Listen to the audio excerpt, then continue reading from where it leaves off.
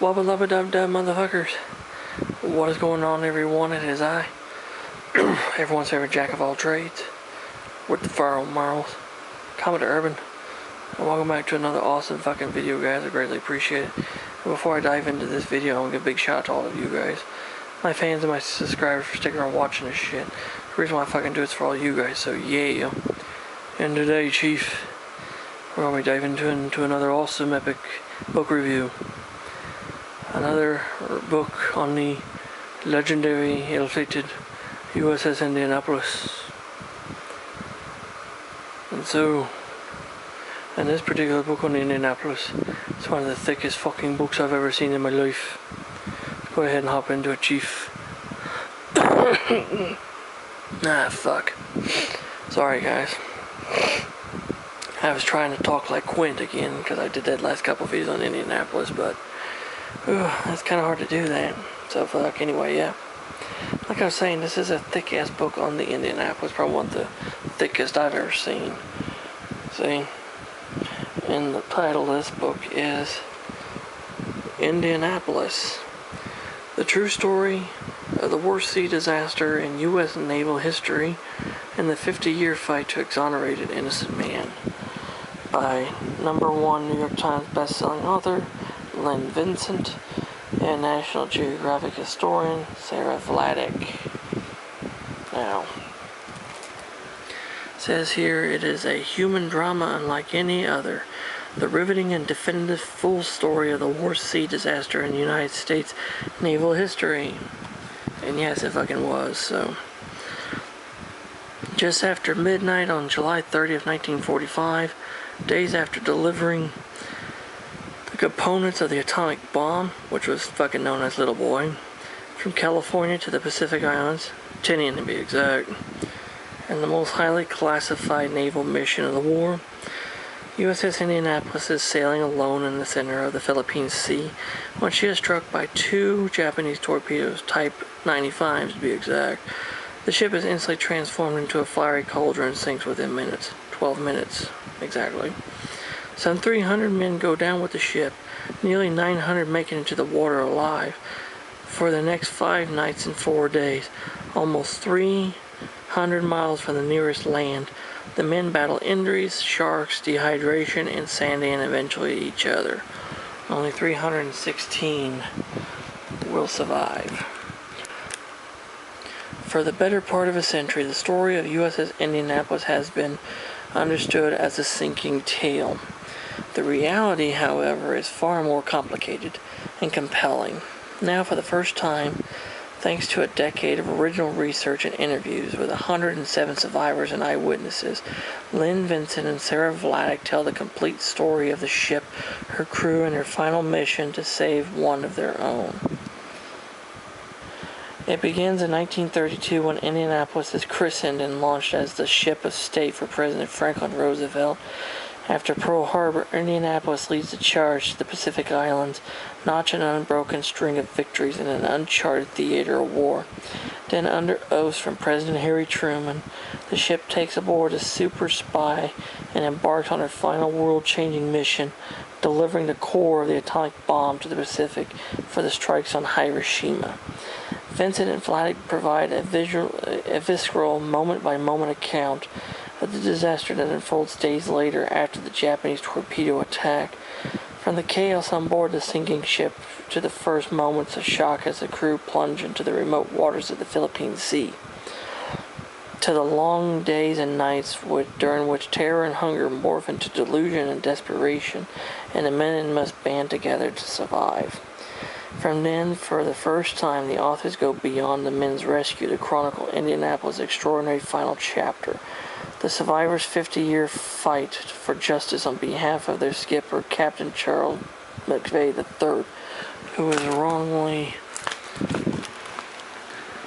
court-martialed for the sinking. What follows is a captivating courtroom drama that weaves through generations of American presidents, from Harry Truman to George W. Bush, and forever entwines the lives of 3 captains. McVeigh, whose life and career are never the same after the scandal, Mochishiro Hashimoto, the Japanese submarine commander who sinks Indianapolis, but later joins the battle to exonerate McVeigh, and William Tody, the captain of the modern-day submarine Indianapolis, who helps the survivors fight to vindicate their captain. A sweeping saga of survival, sacrifice, justice, and love, Indianapolis stands as both a groundbreaking naval history and spellbinding narrative, and brings the ship and her heroic crew back to full, vivid, unforgettable life. It is the definitive account of one of the most remarkable episodes of American history. And God is fucking right. These two ladies right here, Miss Vincent and Miss Vladic, fuck, they really fucking knocked this one out of the park. And it's a thick fucking book, by the way, I'm just gonna let you know. Absolutely thick fucking book.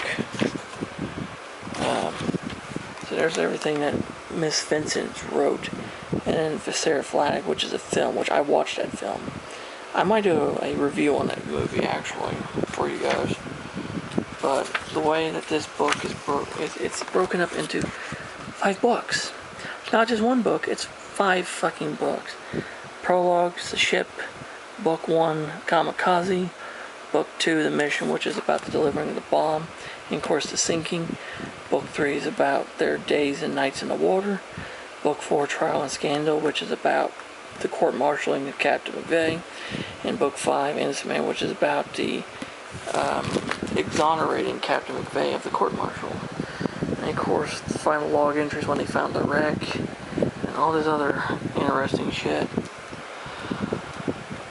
But throughout the book, intertwined in the book, is some pretty amazing photographs of not just the ship, but also the ship's crew members, which brings the story even more vividly to life as you see the different people that were involved with, that were involved.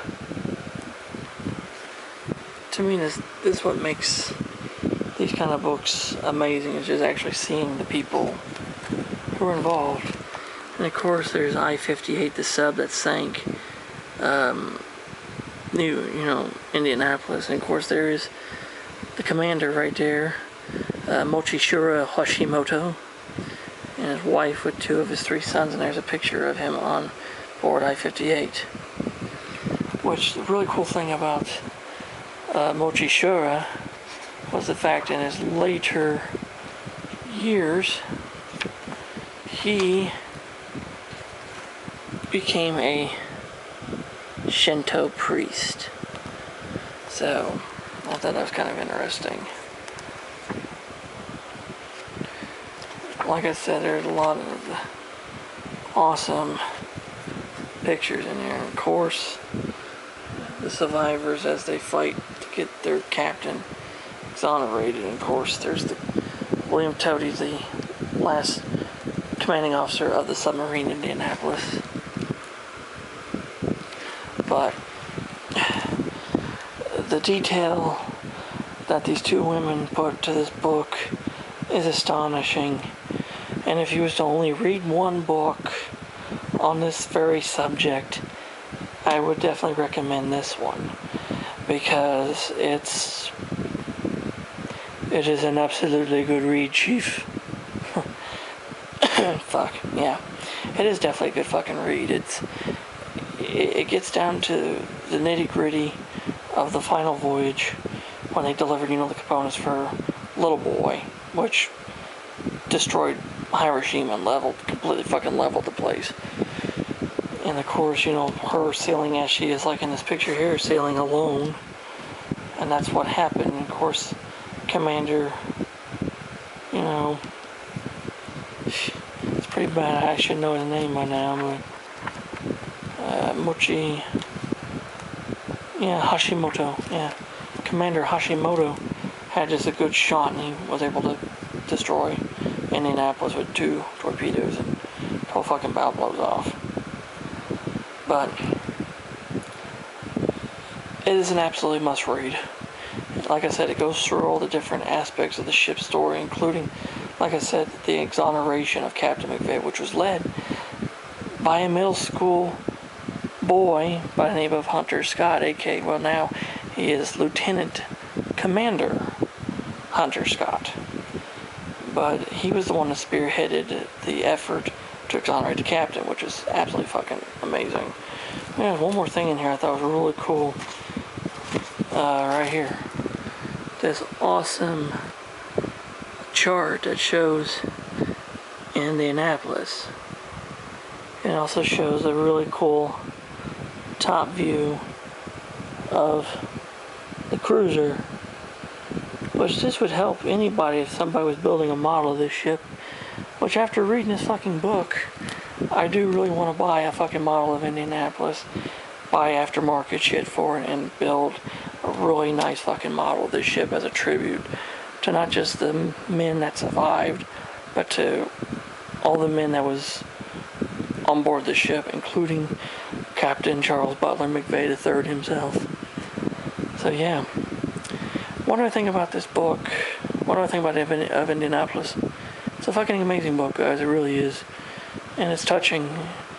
It's very touching for me because, well, this ship is named after the capital city of Indiana, which I'm actually a native of Indiana. It's my home state. And I actually do have a little short story.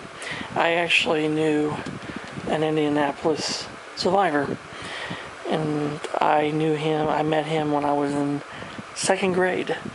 They were doing a thing for Veterans Day, and they had a bunch of older guys and stuff in there. And I remember seeing this gentleman. I walked up to him, and he had a hat on that had this ship on it. And I asked him about the Indianapolis, and he told me. And then I got to talk with him stuff, and sure enough, you know, I became friends with the old guy, and he was an awesome gentleman. Sadly, now he's passed on and deceased. God bless his soul now, but that's how I actually first learned about the Indianapolis, was because of him. And after reading this book, I truly understand the shit that he went through, and I am sorry. But Indianapolis is a must-read for anybody who loves naval history and who actually wants to understand more about this nearly forgotten disaster, and one of the worst sea disasters for the U.S. Navy, other than the bombing of the Arizona and Pearl Harbor. So I give this book 2 fucking thumbs up and 5 fucking stars. And as for you, Miss Lynn, Vincent, and Miss Sara Vladic, if you guys ever see this review, you women are absolutely fucking amazing. This book is a treasure trove of information regarding the entire saga of this ship and her brave and valiant crew. And so for that, double thumbs up to you ladies. Fucking job well done. So there you have it, guys. That is my review of the book Indianapolis, the true story of the worst sea disaster in U.S. naval history, and the 50-year fight to exonerate an innocent man by Lynn, Vincent, and Sara Vladic. If you have any questions or comments about anything, leave them in the comment section below and I'll get back with you. And if you're new to the channel and like the shit I fucking do, hit that fucking subscribe button. Hit that damn notification bell. Never miss another video from yours truly ever again. And let's get to 1,000 fucking subscribers for the end of the year, guys. That'd be fucking awesome as hell. So until next time, this is Commodore Urban saying a smooth seas and clear skies. Happy sailing with you. God bless you all. Take care. Stay safe. Be yourselves. And God loves y'all all. Jesus, God, like I said, Jesus, God love y'all very much. And I'll catch you on a warm trade wind to where hell anyone knows. And let's go, Brandon. Fuck Joe Biden. And Trump 2024, baby. Yeah.